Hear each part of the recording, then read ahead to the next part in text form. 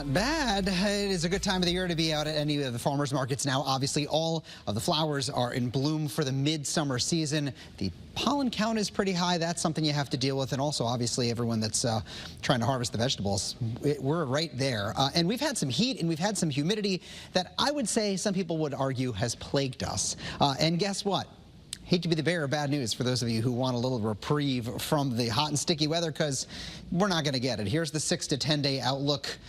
We are looking at way warmer than average temperatures all across the region. You will not be able to go up to the north of us and escape any of the heat or humidity. It's a deal. That's what we're going to have to deal with in the summertime months. We are going to blink our eyes and complain that it's too cold, so enjoy it while you can. Maybe I'm a little bit spoiled because I have central air conditioning in the house. I hope that you do too as well. Okay, across the state, we've seen some showers, especially in the northern half of Connecticut, where we had some big-time downpours, even a few rumbles of thunder, and now just a couple of garden variety, relatively light evening showers popping up here on the radar. And on our first alert live radar, they are very, very light in nature, so not a huge issue there. We're also not expecting to see much in the way of rain the next couple of days. The middle of the forecast, we do have a first alert weather day that's been issued. That's for Wednesday. That is with the combination of what will be very high levels of humidity and what could be some torrential downpours. When you combine those two things together, you can get some localized flooding. So we'll be watching that, still several days away at this point.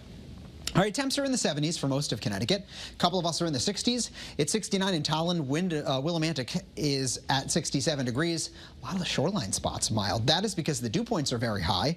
And with those being high, you typically don't see temperatures falling very quickly. So we're not going to see 50s overnight tonight. You're not going to really have the opportunity to feel particularly comfortable if you open up the windows. So if you have air conditioning, tonight you're going to want to run that. All right, the wind speed's not extremely really bad. I was going to say choppy out there on the sound. For most of Connecticut, we are not looking at a ton of wind tomorrow, so the boating forecast overall looks pretty good. So that's a positive thing. From the closer view to a little bit of a wider view, I just want to point out some of those showers that are down to the south of us. That's one of the reasons why we were saying, putting the question mark on the potential for a few showers at the shoreline. I still think we could get a couple of them overnight tonight, so make sure that you close the windows because of that as well, if you get a little breeze that kicks in with that.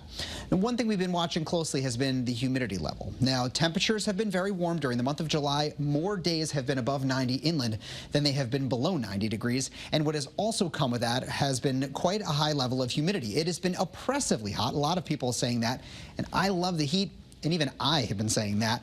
We are looking at the dew points climbing right back up again as we head towards this coming week. So just note that if your central air is broken in your house, boy, oh boy, you are not going to be happy. Overnight low temperatures tonight are in the 60s to near 70 degrees. We're up to about 90 for tomorrow afternoon. Hartford at 90 degrees. Middletown is 87 and Waterbury with an 86-degree temperature. So pretty hot for the second half of the weekend. And in your first alert 7-day forecast, things are looking pretty good the next couple of days. Wednesday is the day we'll watch out for some storms that'll be out there across the state. Shoreline temps similar to inland, just a couple degrees cooler.